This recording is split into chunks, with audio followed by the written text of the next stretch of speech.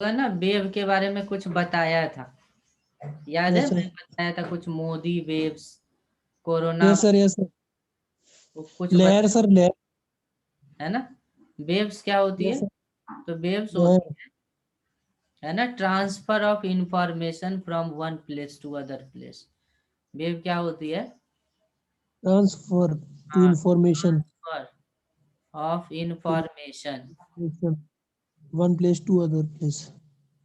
From one place to other place, one place to other place. ये एक general definition हो गया waves का। लेकिन जो फिजिक्स में वेव यूज होती है, फिजिक्स में जो वेव की मीनिंग होगी वो थोड़ी सी डिफरेंट होगी, लेकिन इसी से रिलेटेड भी होगी।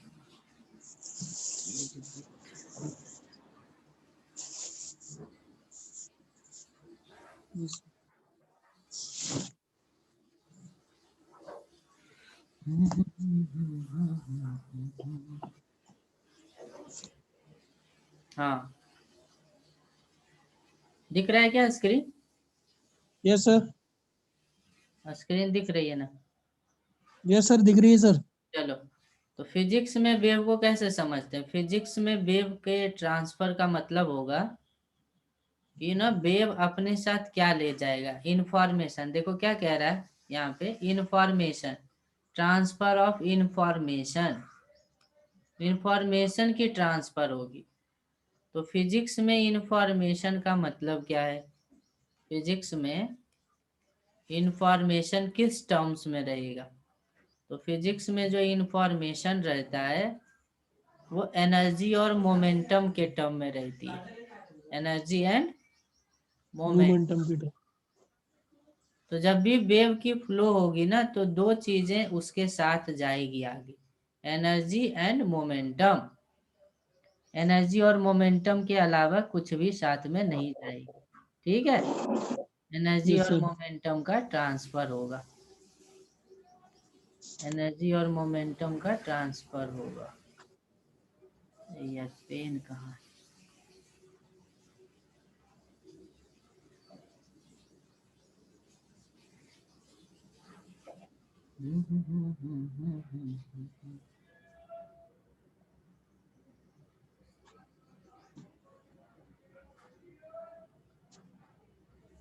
हम्म, तो किस चीज का ट्रांसफर होगा? एनर्जी और मोमेंटम का।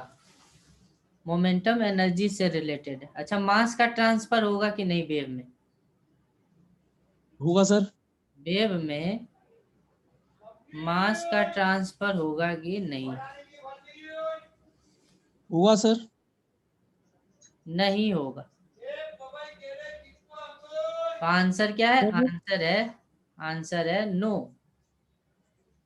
वेव में जब भी वेव की मोशन होती है ना, तो उसमें मास का ट्रांसफर नहीं होता है। तो मोमेंटम में मास तो है नहीं, समझ में तो आता है, मोमेंटम में क्या है? मास तो है। मास है। तो फिर हम ऐसा क्यों कहते हैं कि मास का ट्रांसफर नहीं होगा? तो उसका रीजन है, उसका रीजन हम समझाते हैं क्यों कहते हैं कि ट्रांसफर नहीं है। तो रीजन ये है, रीजन समझो, रीजन ये है कि जहां कहीं भी एनर्जी होती है ना, एनर्जी का एक इक्वेशन है। एनर्जी को हम लोग ना, एनर्जी को एनर्जी को हम लोग एच बाई पी लिख सकते हैं, या लेमडा को एच बाई पी लिख सकते हैं। वेवलेंथ को क्या लिख सकते हैं? Yes sir, H Y P. अरे वो डी ब्रॉगली का मैटर वेव, वहां पे yes sir, H Y P लिख सकते हैं। लेमडा को लिख सकते हैं एच बाई पी। हम्म, और याद है पी को हम लोग यहाँ से क्या लिख सकते हैं? पी को लिख सकते हैं एच बाई लेमडा। तो हम्म। मोमेंटम देखो, मोमेंटम, मोमेंटम किन चीज पे डिपेंड करता है? वेवलेंथ पे। किस पे? वेवलेंथ पर। इस इक्वेशन में कहीं पे भी मास है क्या? नहीं सर। इस इक्वेशन में मास नहीं है। तो मोमेंटम वो वाला नहीं है जो काइनेमेटिक्स हम लोग मैकेनिक्स में देखते हैं, मास इनटू वेलोसिटी, वो नहीं है। ये मोमेंटम वो है जो लैम्डा पे केवल डिपेंड करता है, वेवलेंथ पे। समझ में आया क्या? Yes sir. और एनर्जी कौन सी है? तो एनर्जी वेव का क्या होता है? एनर्जी होता है एच सी बाई लेमडा। और एच बाई लेमडा को पी भी बोल सकते हैं, तो एनर्जी को पी इंटू सी भी लिख सकते हैं। तो एनर्जी को पी इंटू सी लिखो या एच सी बाई लेमडा लिखो। यहाँ से एक और चीज पता चलता है कि मोमेंटम को ना हम दूसरे तरीके से भी लिख सकते हैं। कैसे लिख सकते हैं? तो मोमेंटम को लिख सकते हैं energy by speed of light. यानी मोमेंटम एनर्जी और स्पीड ऑफ लाइट पे डिपेंड करता है। तो इसमें मास तो कहीं भी नहीं आता है, मास तो कहीं भी नहीं आता है। तो जब भी मोमेंट वेव की बात होगी ना, तो वेव में, वेव प्रोपेगेशन में मास की फ्लो नहीं होती है, ये याद रखेंगे। क्या समझ में आया? इन वेव फ्लो या इन वेव फ्लो या in wave motion there is no transfer of mass, there is no transfer of mass. Mass की ट्रांसफर नहीं होती, ये याद रखेंगे। But there is transfer of momentum and energy. Momentum और energy का ट्रांसफर होता है, मोमेंटम और एनर्जी का ट्रांसफर होता है। समझ में आया क्या? Yes sir. याद रखेंगे, ये मिसकंसेप्शन रहता है कि वेव में मास की फ्लो होगी। वेव में मास की कोई फ्लो नहीं होती है। ठीक है? Yes sir.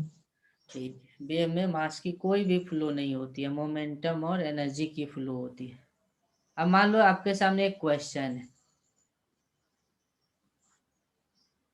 कि इज इट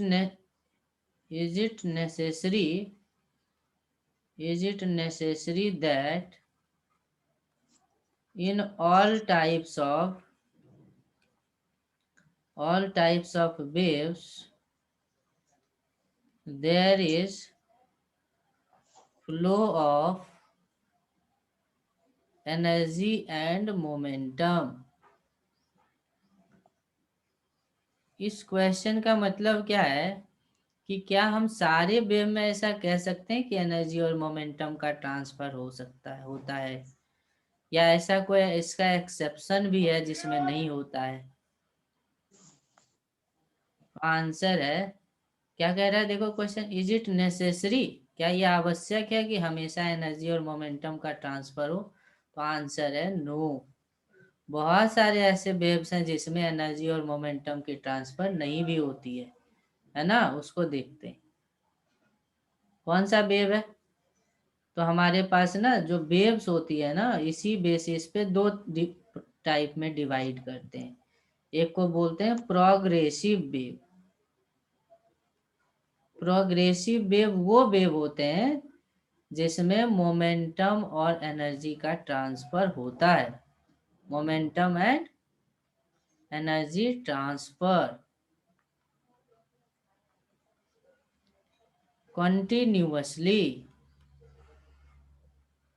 कंटिन्यूअसली फ्लो करता है। लेकिन इसी का अपोजिट एक और वो वेव है जिसको हम लोग बोलते हैं स्टैंडिंग वेव, स्टैंडिंग वेव या स्टेशनरी वेव। इसमें क्या होती है, मोमेंटम और एनर्जी का ट्रांसफर केवल एक पार्ट में होता है। क्या होता है? एक पार्ट में होता है, एक पार्ट से दूसरे पार्ट में नहीं ट्रांसफर होता है।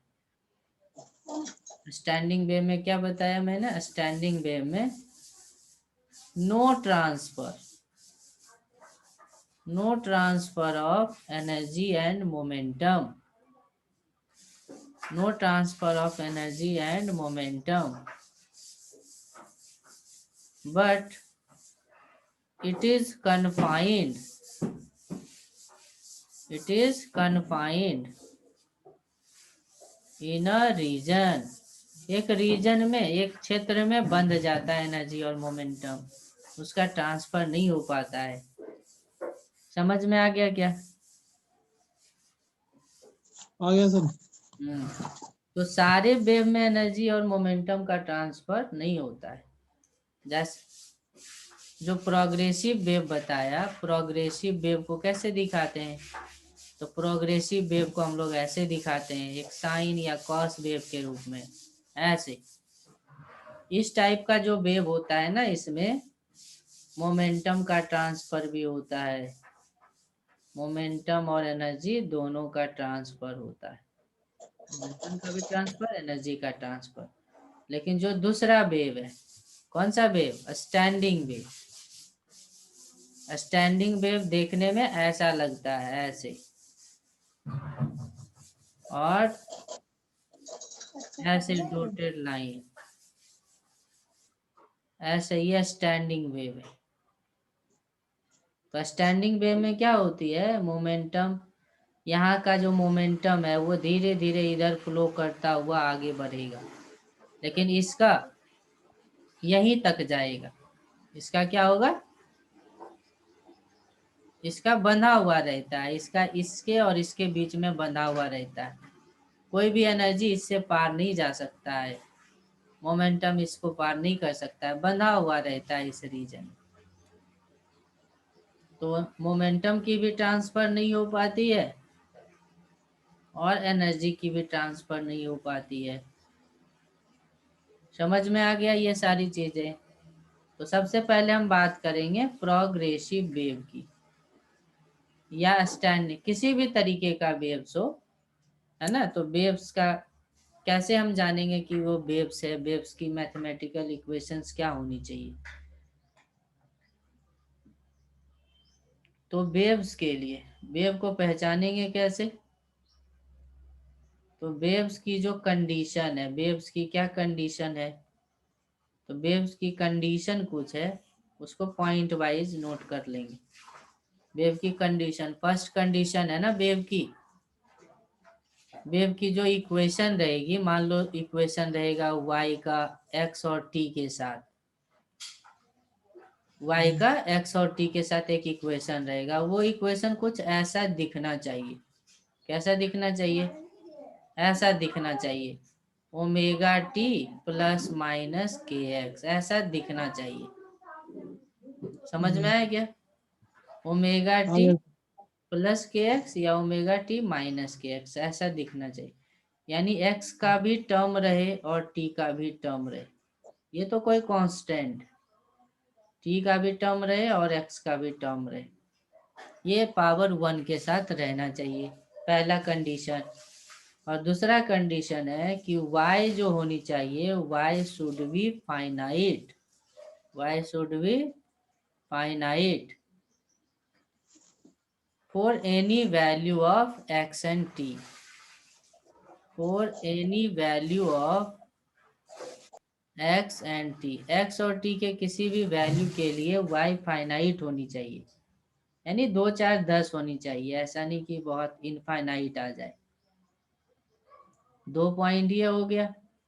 तीसरा पॉइंट क्या है? तीसरा पॉइंट है कि जो भी इक्वेशंस आएगा उसका ग्राफ ड्रॉ करेंगे, जो ग्राफ होगा ना वो सिमेट्रिकल होगा। क्या होगा? सिमेट्रिकल होगा। और चौथा और लास्ट कंडीशन है कि कोई भी वेव होगा तो वो इस इक्वेशन को मानेगा। किस इक्वेशन को? तो y को 2 बार डिफरेंशिएट कर दो t के रिस्पेक्ट में, और उसी को 2 बार डिफरेंशिएट कर दो x के रिस्पेक्ट में, आई इंटू सी स्क्वायर। यहाँ पे c is speed of wave, speed of wave. इस इक्वेशन को जो भी मानेगा वो वेव होगा, इस इक्वेशन को जो भी मानेगा वो वेव होगा, है ना। इस इक्वेशन को मानने वाला कौन कौन सा वेव है, इसको हम देखते हैं।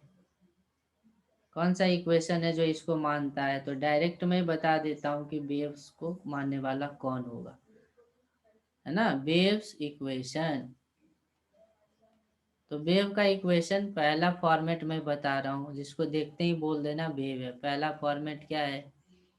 अगर ऐसे दिखे y इक्वल्स टू कोई भी कांस्टेंट है, a sign omega t plus k x, है ना, माइनस भी रहे उससे कोई फर्क नहीं पड़ता है, प्लस बी साइन रहे या कॉस रहे उससे कोई फर्क नहीं पड़ता है, omega t plus minus k x to ऐसे रहे, ये x1 है ये x2 है, ऐसा कोई इक्वेशन रहे, यहाँ पे साइन रहे कॉस रहे, साइन रहे कॉस रहे, कोई फर्क नहीं पड़ता।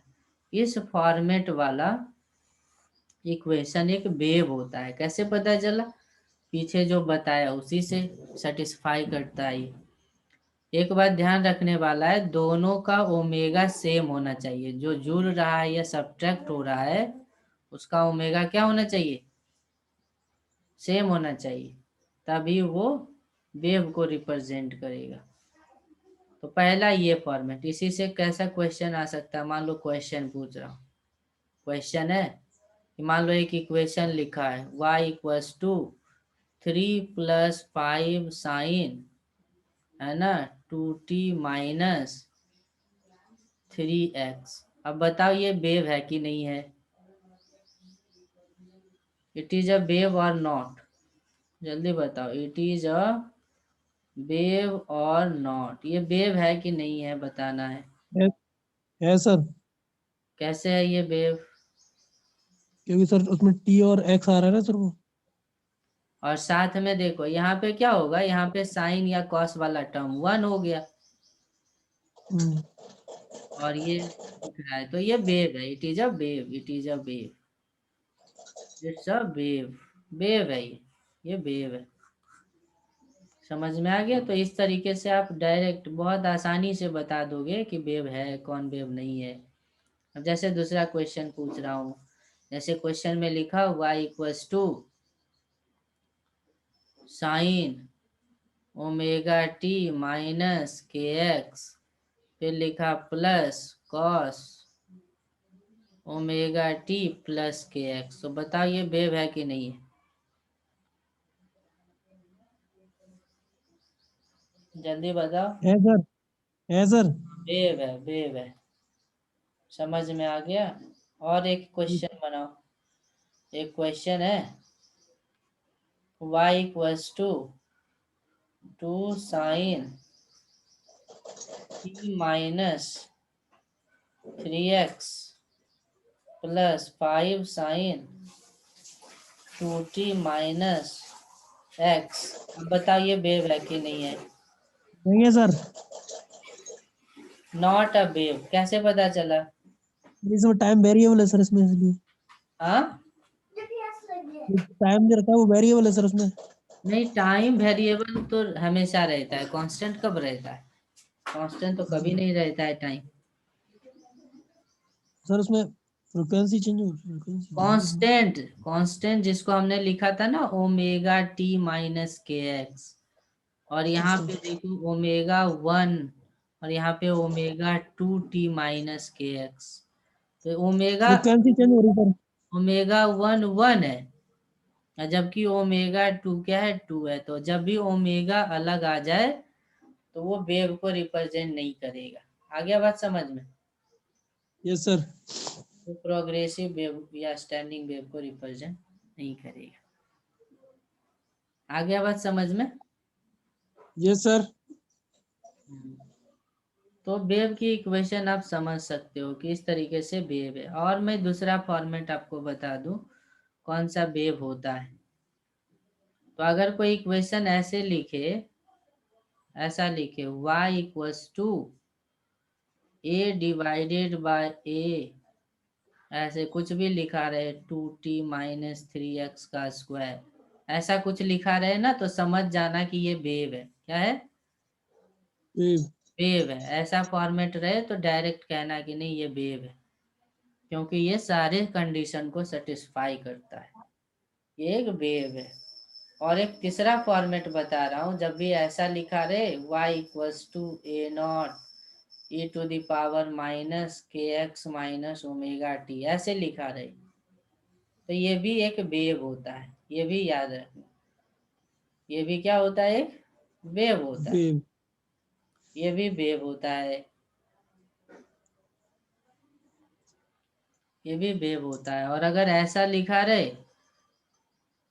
ऐसा लिखा रहे चौथा format y equals to A sine k x cos omega t, या ऐसा लिखा रहे y equals to A sine k x sine omega t, या लिखा रहे y equals to A cos k x cos omega t, कुछ भी लिखा रहे कॉस साइन में मल्टीप्लाई में cos k x sine omega t, तो ये भी वेव है, ये भी वेव है। वेव। लेकिन ये वेव कौन सा है? दूसरा वाला वेव जो फ्लो नहीं कर रहा था जिसमें एनर्जी और मोमेंटम, ये स्टैंडिंग वेव है। कौन सा वेव है? Standing wave. वेव तो है ना, वेव तो है। अब हम तुमको प्रूव करते हैं कि ये वेव कैसे है, इसको हम प्रूव करके दिखाते हैं। जैसे मैं लिखा हूं, जैसे मैं लिखा हूं y equals to A sine k x और कुछ भी लिख दिया कॉस ओमेगा टी। तो अब देखो मैं इसको कैसे चेंज कर रहा हूँ, इसको मैं लिख दिया 2 से डिवाइड कर दिया और 2 से मल्टीप्लाई कर दिया, तो 2 sign k x cos omega t. तो 2 साइन ए इंटू कॉस बी का फॉर्मूला जानते हो कि नहीं? यस सर, साइन जानते ए हैं। इंटू कॉस बी, तो साइन ए प्लस बी प्लस साइन ए माइनस बी, यही तो होता है। Yes sir. तो इसी फॉर्मेट में अगर इसको ढाल दें तो क्या हो जाएगा? ये हो जाएगा साइन ए प्लस बी प्लस साइन ए माइनस बी। अब देखो ये पहले जैसा नहीं हो गया, ए by two sign k x plus omega T, और ये हो गया ए by two sign k x minus omega T. पहले जैसा हो गया कि नहीं हो गया? Yes sir. तो ये वेव है कि नहीं है? वेव है ये। क्या है ये वेव। वेव है। तो वेव को पहचान लोगे ना?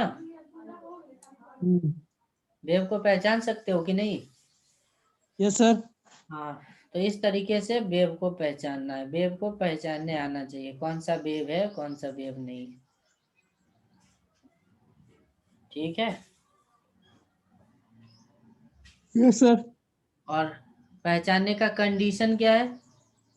तो कंडीशन सबसे जो फेमस है सबसे लास्ट में, जैसे लिखा हूं कि y को 2 बार डिफरेंशिएट कर दो t के रिस्पेक्ट में, और फिर y को 2 बार डिफरेंशिएट कर दो x के रिस्पेक्ट में, सी स्क्वायर से मल्टीप्लाई कर दो, तो ये आती है हमेशा। जो भी इक्वेशन इसको सेटिस्फाई करेगा वो वेव होगा। ये एक जनरल इक्वेशन है ना, जनरल इक्वेशन है, जनरल इक्वेशन। y का वैल्यू यहाँ रख दो लेफ्ट साइड राइट साइड में, अगर इक्वल आ जाता है तो क्या हो जाएगी? वेव हो जाएगी। वेव हो जाएगी। ठीक है ना, वेव हो जाएगी। अब मान लो अभी अभी फिलहाल हम लोग एक ही वेव की बात करेंगे और वो होगा प्रोग्रेसिव वेव। प्रोग्रेसिव वेव का मतलब हमेशा आगे की तरफ प्रोग्रेस करता रहेगा, बढ़ता रहेगा, जिसकी मोमेंटम और एनर्जी की फ्लो होती रहेगी।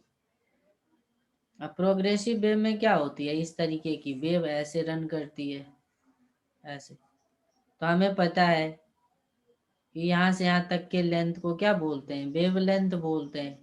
नहीं, यहाँ से यहाँ यस तक की सर। लेंथ को वेव लेंथ, इसको क्या बोलते हैं? एम्पलीट्यूड बोलते हैं। ए से रिप्रेजेंट करते हैं। यहाँ से यहाँ तक का जो टाइम होता है उसको टाइम पीरियड बोलते हैं। नहीं, और हम्म। क्योंकि वेव इधर मूव कर रहा है, मान लो वेव की स्पीड है c, तो लेमडा डिस्टेंस टी टाइम में कवर किया है, तो रिलेशन नहीं निकाल सकते हैं? स्पीड हो जाएगा डिस्टेंस अपॉन टाइम, होगा कि नहीं? हम्म। अब मान लो अगर ये वेव x में चल रहा है, तो इसी स्पीड को काइनेमेटिक्स में हम लोग dx बाई dt लिखते हैं कि नहीं? तो हम लोग स्पीड को, वेव के स्पीड को ना इस तरीके से लिख सकते हैं। वेव को स्पीड को कैसे लिख सकते हैं? इस तरीके से। वेव के स्पीड को हम लोग लिख सकते हैं वेव स्पीड। वेव स्पीड को कैसे लिख सकते हो? वेव स्पीड को लिख सकते हो dx बाई dt, या क्या लिख सकते हैं? Lambda upon T. अच्छा, तुम्हें पता होगा कि 1/t को फ्रीक्वेंसी बोलते हैं, तो इसको हम लोग ऐसे बना सकते हैं 1/t। 1/t फ्रीक्वेंसी होता है, तो लैम्डा इंटू एफ हो गया। क्या हो गया? लैम्डा इंटू एफ हो गया। तो इस तरीके से वेव स्पीड को लिखी जा सकती है।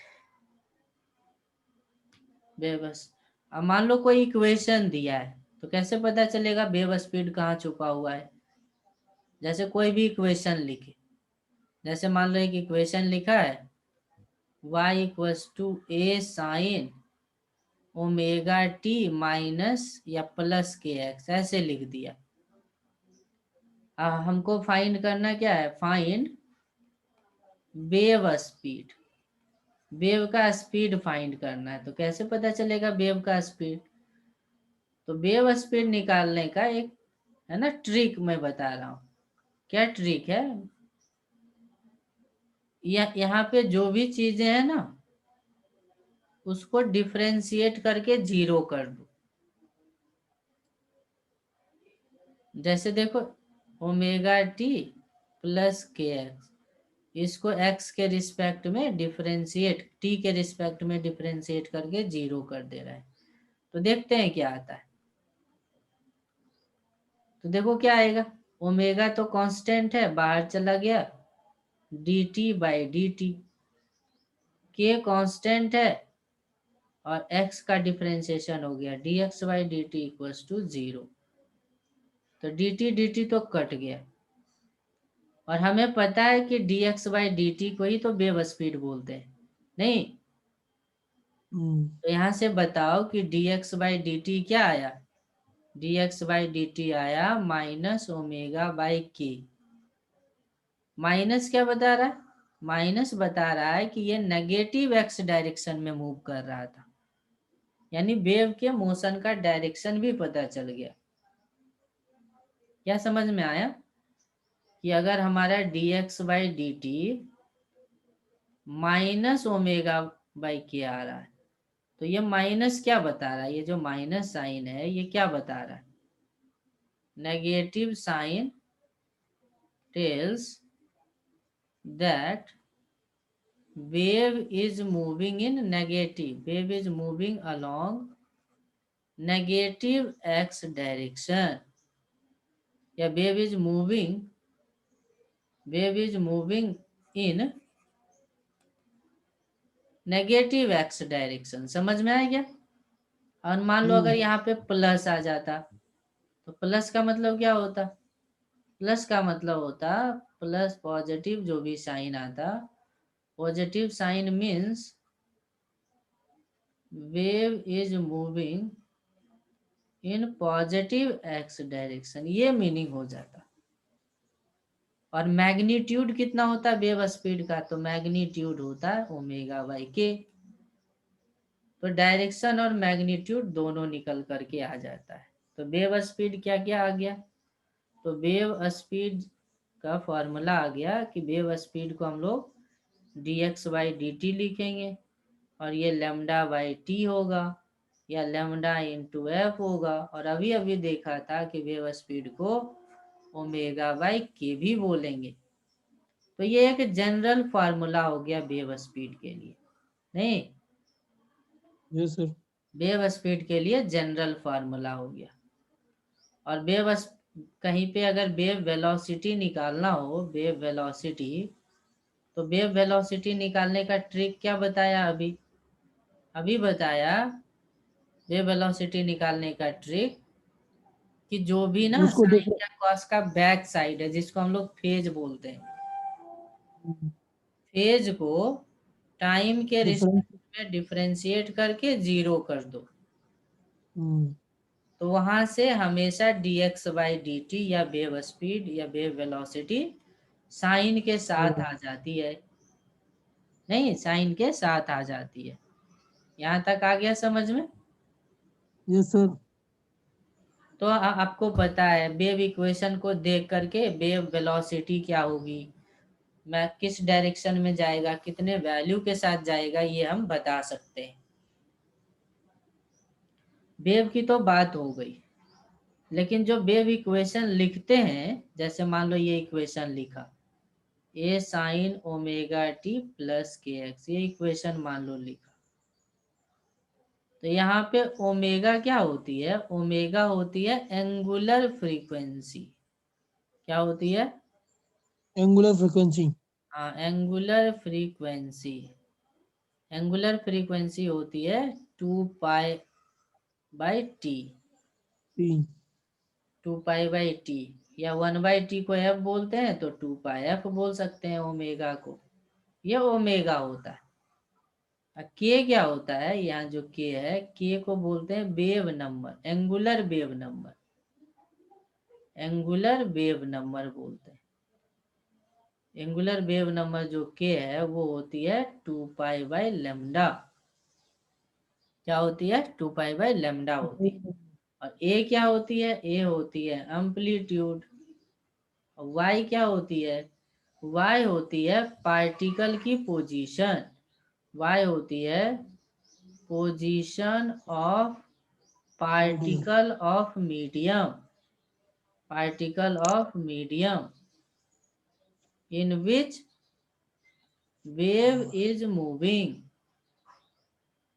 किसी मीडियम में तो वेव मूव कर रहा होगा, यस सर। किसी मीडियम के पार्टिकल की पोजीशन किसी टाइम टी पे। तो ये सारा रिलेशन। एक्स क्या है? एक्स है पोजीशन ऑफ वेव। एक्स क्या है? Position of wave.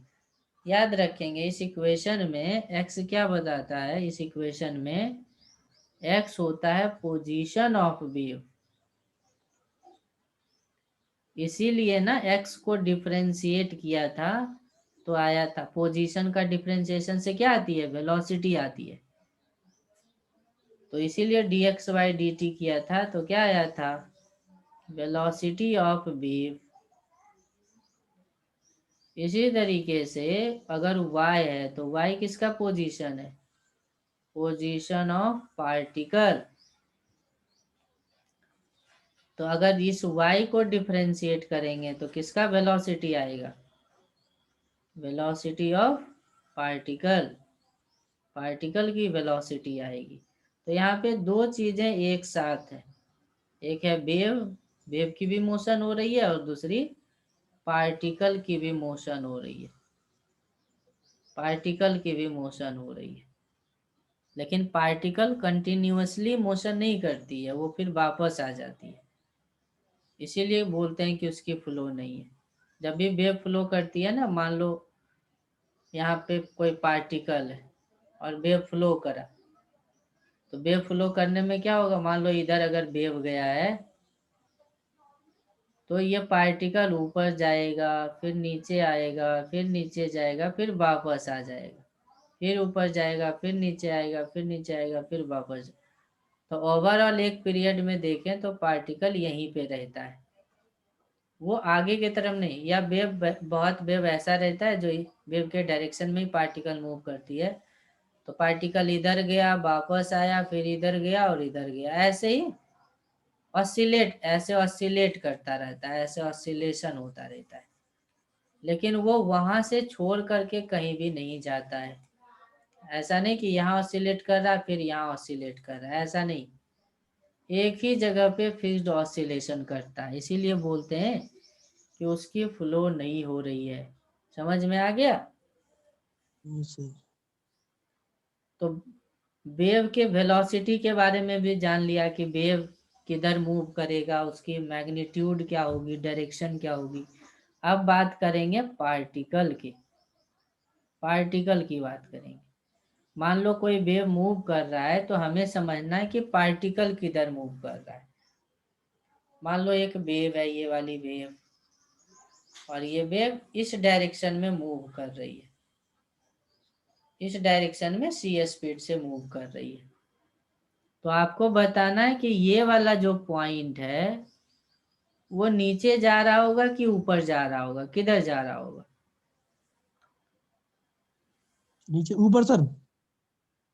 सोच के बताओ, वेव किधर जा रहा है? इधर। याद है? ये सब चीजें मैं पहले भी पढ़ाया था।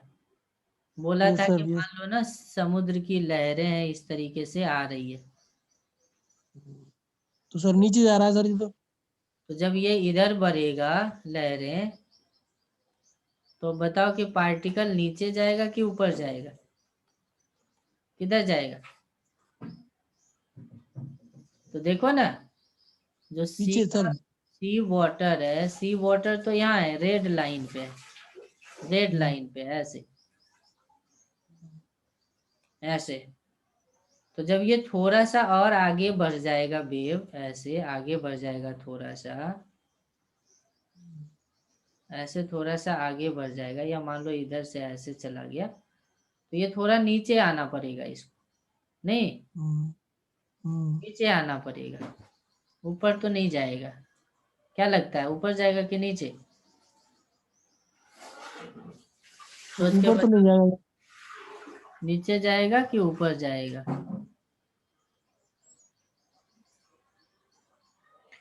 सर नीचे जाएगा सर, सॉरी सर। नीचे जाएगा।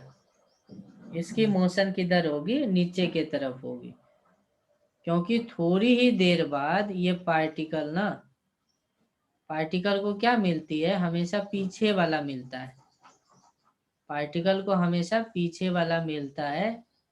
तो देखो यहाँ पे ना, यहाँ वाला पार्टिकल इतना, इतने लेंथ को वाइब्रेट कर रहा है, ये वाला इतने लेंथ पे, ये वाला इतने लेंथ पे वाइब्रेशन कर रहा है, तो पीछे वाला वाइब्रेशन आगे वाले को मिलता है। तो अगर हम इस पॉइंट पी की बात कर रहे हैं, तो इसको वाइब्रेशन किसका मिलेगा, एम का एम का। मिलेगा। तो एम तो छोटा है ना, तो ये वाला हम्म, मिलेगा, तो ये यहाँ आएगा, तो उसको यहाँ आने के लिए नीचे आना पड़ेगा। हम्म। समझ गए? या वैसे समझ सोचो गया। कि समुद्र की लहरें इस तरीके से आ रही है, इस तरीके से आ रही है, और यहाँ पे कुछ तैर रहा है, तो लहर के सहारे नीचे जाएगा ना, ऊपर थोड़े जाएगा। ऊपर तो कुछ है ही नहीं, ऊपर तो हवा है, हवा में थोड़े यस जाएगा। सर, यस सर, पानी के सरफेस पे ही रहेगा ना हमेशा। Yes sir. ऊपर तो हवा है, ऊपर तो कुछ है नहीं जो ऊपर जाएगा, तो इस वजह से नहीं जा पाएगा। तो इस पॉइंट पी की किधर होगी, नीचे के तरफ होगी मोशन। हम्म, तो जो पी की मोशन होगी, P moves downward, downward move करेगी ये रिजल्ट। इसी तरीके से बताओ, मान लो एक वेव ऐसी है, ऐसी है, इधर से मूव करते हुए आ रही है सी स्पीड से, और पार्टिकल यहाँ बैठा है, पार्टिकल यहाँ बैठा है, पार्टिकल एम। तो पार्टिकल एम की जो मूवमेंट होगी, पार्टिकल एम की मूवमेंट वो अप होगी कि डाउन होगी, ये बतानी। मूवमेंट अप होगी कि डाउन होगी, ऊपर जाएगा पार्टिकल मूव करके कि नीचे आएगा? ऊपर जाएगा सर। तो वही सोचो कि इसके पास अभी इतना लेंथ है, किसी भी हम्म, पार्टिकल को ना पीछे वाला डिस्टरबेंस मिलता है, तो तो इसके, सर नीचे ही आएगा सर। देखो ना डायग्राम देखो, ये जो पार्टिकल है इतने लेंथ पे, इतने लेंथ का डिस्टरबेंस रखता है, और इसके पीछे वाला बड़ा लेंथ का डिस्टरबेंस रखता है, तो पीछे वाला हमेशा मिलता है आगे वाले को। तो ये जब यहाँ पे आएगा डिस्टरबेंस, तो इसको गेन करने के लिए इसको किधर मूव करना पड़ेगा, ऊपर ना, किधर मूव करना पड़ेगा, ऊपर। ऊपर सर। तो इसकी मूवमेंट अपवर्ड होगी, इसकी मूवमेंट किधर होगी, अपवर्ड होगी, नहीं होगी? Yes sir. इसकी मूवमेंट होगी अपवर्ड, ऊपर की तरफ मूव करेगी। ऐसे समझ लो ना कि जैसे ऐसे आ रही है लहरें, ऐसे लहरें आ रही है, और लहरें इधर मूव कर रही है, इधर मूव कर रही है। हम्म, तो पार्टिकल यहाँ बैठा है, तो हम्म, ऊपर नहीं चढ़ेगा तो पानी के अंदर डूब जाएगा ना, क्योंकि पानी का ज्यादा हाइट इधर आ रहा है। हम्म। नहीं, कोई भी यस सर। बॉडी तैरता है सरफेस पे, तो अगर ये वाला लहरें यहाँ आ गया तब तो ये डूब जाएगा ना, तो बचने के लिए इसको ऊपर ही जाना पड़ेगा। हम्म, क्योंकि पार्टिकल अपना पोजीशन नहीं छोड़ता है कभी भी, पार्टिकल का पोजीशन वही रहता है।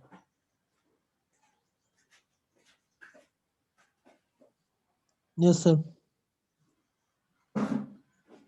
तो ये कहानी है। इसी तरीके से मान लो एक वेव इस फॉर्मेट में है, और ये वेव मान लो इधर जा रही है, वेव की मोशन इधर है, और एक पार्टिकल है हमारे पास, इसका नाम है ए। अब बताओ ए की मूवमेंट किधर है, अप है कि डाउन है? किधर वो मूव कर रहा है, ऊपर के नीचे? सोच के बताओ। पानी की लहरें कैसे आ रही है, देखो ये पानी की लहरें हैं, ये इधर से आ रही है, इधर से आ रही है बहता हुआ। अब बताओ ये पार्टिकल किधर जाए?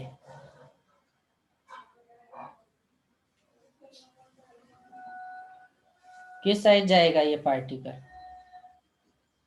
तो अभी नहीं बताया मैं, इसका यस सर, ऐसे डाउन। समझ लो, ऐसे समझ लो कि ये हाइट है इसकी, ये इसकी अभी की हाइट।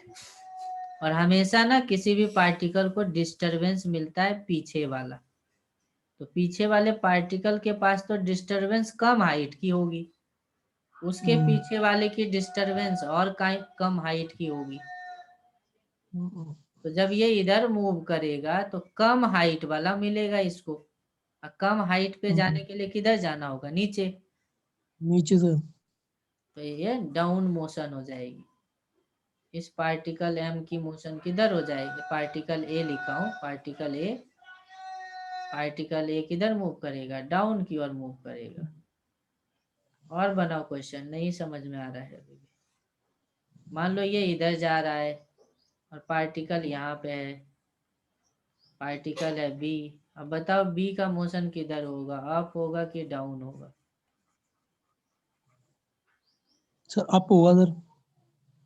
अभी भी नहीं आया समझ। देखो इधर इसके पास इतना डिस्टरबेंस है, अब मूव इधर से कर रहा है, तो इसके पीछे वाला कौन सा पार्टिकल हुआ, ये हुआ। Yes sir. जब ये वाला पार्टिकल यहाँ पे आएगा तो डिस्टरबेंस क्या है, कम का हाइट का है ना, तो इसके लिए इसे नीचे मूव करना होगा, सर डाउन। तो इसका डाउन आंसर हो जाएगा। ऐसे समझो ना, क्यों नहीं समझ पा रहे हो? ऐसे पानी की लहरें इधर से आ रही है, इधर से आ रही है पानी की लहरें, ऐसे बहती हुई, बहती हुई आ रही है।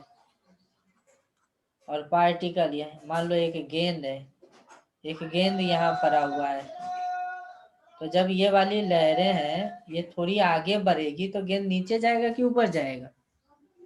सर आगे बढ़ी तो गेंद नीचे आएगा सर। वही क्वेश्चन है ना, तो गेंद नीचे जाएगी, तो डाउन में जाएगी, वही तो है, यस सर। डाउन में जाएगी।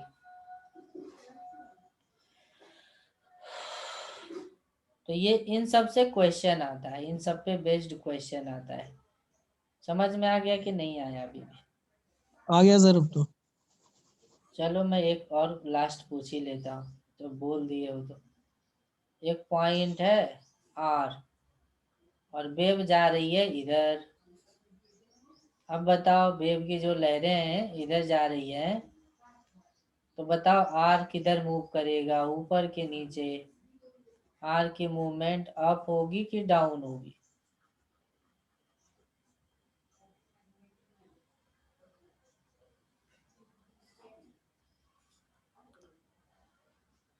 सर लेयर इधर जा रही है सर, लेयर। देखो ना एरो किधर बना हुआ है, एरो तो बनाया हो, देखो एरो इधर जा रही है, राइट से लेफ्ट के तरफ जा रही है।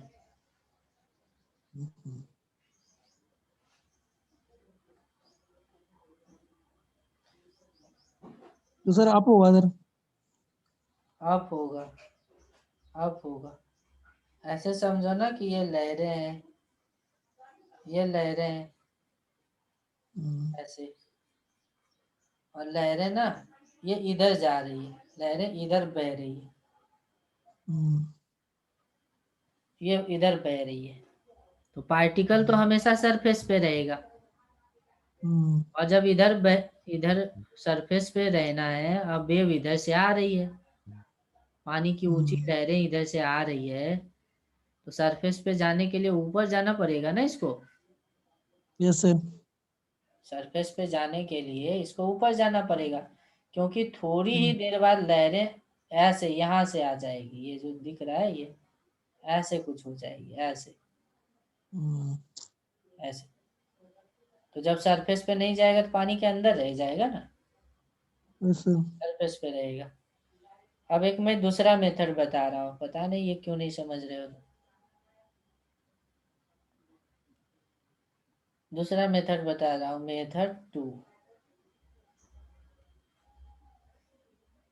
पार्टिकल की जो वेलोसिटी होती है ना, पार्टिकल की जो वेलोसिटी होती है वो होती है माइनस, फिर होती है slow, multiply wave velocity. Particle की वेलोसिटी इन 3 फैक्टर पे डिपेंड करता है। कैसे आया ये इक्वेशन? तो पार्टिकल की वेलोसिटी बताया ना, dy बाई डी टी होती है। स्लोप, किसी भी इक्वेशन में स्लोप होता है dy बाई डी एक्स, और इनटू वेव स्पीड। तो जब भी y को t के रिस्पेक्ट में डिफरेंशिएट करके, y को x के रिस्पेक्ट में डिफरेंशिएट करके करोगे तो ये रिलेशन आ जाती है। तो इस रिलेशन का यूज हम कर सकते हैं डायरेक्शन को जानने के लिए। देखना कैसे। जैसे मान लो हमारे पास एक वेव है, वेव इधर फ्लो कर रही है, वेव की मोशन इधर राइट वर्ड दी गई है। अब हमें जानना है ना कि ये वाला पार्टिकल किधर जाएगा, ऊपर जाएगा कि नीचे जाएगा, यही जानना है ना। Yes sir. तो इस इक्वेशन का हेल्प लेंगे। इक्वेशन क्या कह रहा है देखो, नेगेटिव साइन है, फिर आगे में स्लोप है। स्लोप कैसे देखते हैं? तो एक लाइन ड्रॉ करो, एंगल 90 से ज्यादा हो तो स्लोप नेगेटिव हो गई। क्या बताया? एंगल ग्रेटर देन 90 से 90 का मतलब हो गया स्लोप नेगेटिव, और एंगल 90 से कम का मतलब हो गया स्लोप पॉजिटिव। तो अब जरा सोचो, अब यहाँ पे बताओ एंगल 90 से कम है कि ज्यादा है? ज्यादा है सर। तो स्लोप हो गई नेगेटिव। हम्म। अब वेव किधर मूव कर रहा है, पॉजिटिव एक्स में कि नेगेटिव एक्स में? पॉजिटिव एक्स में कि पॉजिटिव। पॉजिटिव एक्स में? पॉजिटिव। ये भी पॉजिटिव हो गई। तो पार्टिकल वेलोसिटी का डायरेक्शन क्या आया? एक तो पहले से नेगेटिव लगाता, नेगेटिव, स्लोप भी नेगेटिव आ गया, और वेव वेलोसिटी पॉजिटिव आया। तो इन तीनों का मल्टीप्लाई का साइन क्या आएगा बताओ, पॉजिटिव आएगा कि नेगेटिव? Positive sir. पॉजिटिव। इसका मतलब वेव ऊपर जाएगा, पॉजिटिव का मतलब पॉजिटिव वाई में ऊपर। जाएगा। इसका मतलब जो पार्टिकल होगा वो पॉजिटिव वाई एक्सिस के अलोंग होगा, सर। अपवर्ड होगा। पॉजिटिव का मतलब अब बर्ड होगा सर। अपवर्ड हो गया। तो ऐसे भी बता सकते हो। और एक क्वेश्चन देख लो इसी पे बेस्ट। मान लो ऐसे इक्वेशन था, वेव इधर जा रही थी और हमें जानना है इस वाले पॉइंट की, इस वाले पॉइंट एम की direction, movement of particle, particle M के मोशन की डायरेक्शन, ये हमें जाननी है। तो क्या करेंगे बताओ, पहले फॉर्मूला लिख लो। पार्टिकल वेलोसिटी होती है माइनस, फिर स्लोप, और फिर वेव वेलोसिटी। सर। अब यहाँ पे देखो, एंगल देखो 90 से ज्यादा है कि कम? कम है सर। कम है, तो स्लोप हो गई पॉजिटिव। अब वेव किधर जा रहा है, पॉजिटिव में कि नेगेटिव में? नेगेटिव में सर। नेगेटिव में। तो तुम्हारे पास 3 साइन आया, एक माइनस, एक प्लस और एक माइनस। अब बताओ साइन क्या आएगा ओवरऑल? ओवरऑल साइन क्या आएगा, जल्दी बताओ। Minus into plus into minus क्या होगा? सर प्लस हो जाएगा सर। प्लस हो जाएगा। इसका मतलब पार्टिकल ऊपर जाएगा। इसका मतलब क्या हो गया? ऊपर इसका जाएगा सर मतलब हो पार्टिकल। गया पार्टिकल मूव्स अपवर्ड। अब पार्टिकल मूव्स अपवर्ड। समझ में आ गया क्या? आ गया सर। तो दो मेथड बताया, जो अच्छा लगे उसका यूज करो। ठीक है, यस सर। तो प्रीवियस ईयर क्वेश्चन से आज ही बनाना, आज से ही स्टार्ट कर दो। Yes wave sir. Wave open करो, प्रीवियस ईयर क्वेश्चन, और आज तक का सारा क्वेश्चन बना लो। ठीक है, यस सर। ठीक। सर हाँ बोलो। सुबह सुबह के टाइम क्लास कर दो, करना चाह रही तो। अरे नहीं, रात को हाँ, करना चाहिए तो रात को। सुबह में हाँ क्या सर। होता है ना, सुबह में रात को लेट से जगने सोने का आदत है, सुबह में नींद नहीं खुल पाता है। कॉल कर दिया हाँ, करो, और क्या। कर दिया करो सर। हाँ, जब क्लास करना हो ना, उसके आधे घंटे पहले कॉल कर दिया करो। ठीक है, यस सर। ठीक है सर। तो मैं